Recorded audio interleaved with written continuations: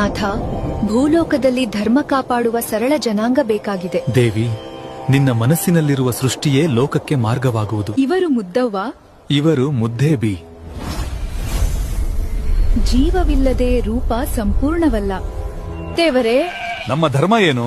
ನೀವು ಕುರಿಗಳನ್ನು ಸಾಕಿ ಪ್ರಕೃತಿಯನ್ನು ಆರಾಧಿಸಿ ಬದುಕಿರಿ. ನಿಮ್ಮ ಸಂತತಿ ಕುರಬಕುಲವಾಗಿ ಪ್ರಸಿದ್ಧಿಯಾಗುವುದು. ಪರಮೇಶ್ವರ, ಈ ಭೂಮಿ ಫಲವತ್ತಾಗಲಿ, ನನ್ನ ವಂಶ ಧರ್ಮದಲ್ಲಿ ಬೆಳೆಯಲಿ. ಇದು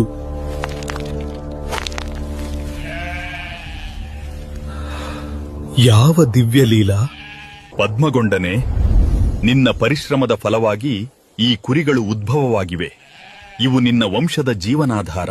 ನೇಗಿಲಿನ ರೇಖೆಯಿಂದ ಉದ್ಭವವಾದ ಈ ಕುರಿಗಳು ಕುರಬರ ಕುಲದ ಆರಂಭವಾಯಿತು. ಹಾಲುಮತ ಧರ್ಮ ಭೂಮಿಯಲ್ಲಿ ವಿಸ್ತರಿಸಿತು. ಅವನ ಸಂತತಿ ಧರ್ಮವನ್ನು ಹೊತ್ತವರು. ಹಾಲುಮತದ ಜ್ಯೋತಿ ತಲೆಮಾರು ತಲೆಮಾರಿಗೆ ಹರಡಿತು. ಈ ರೀತಿ ಶಿವಡ ಪಾರ್ವತಿ ಕೃಪೆಯಿಂದ ಕುರಬರ ಕುಲ ಉದ್ಭವವಾಯಿತು. ಹಾಲುಮತ ಪರಂಪರೆ ಆರಂಭವಾಯಿತು. ಕಾಲ ಚಕ್ರ ತಿರುಗಿತು, ಕಲಿಯುಗ ಬಂದಿತು.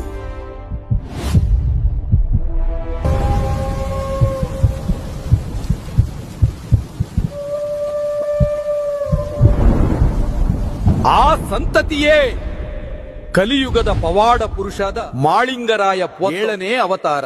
ಕರೆ ಹುಲಿ ಹಕುಂ ಧರ್ಮದ ಗರ್ಜನೆ.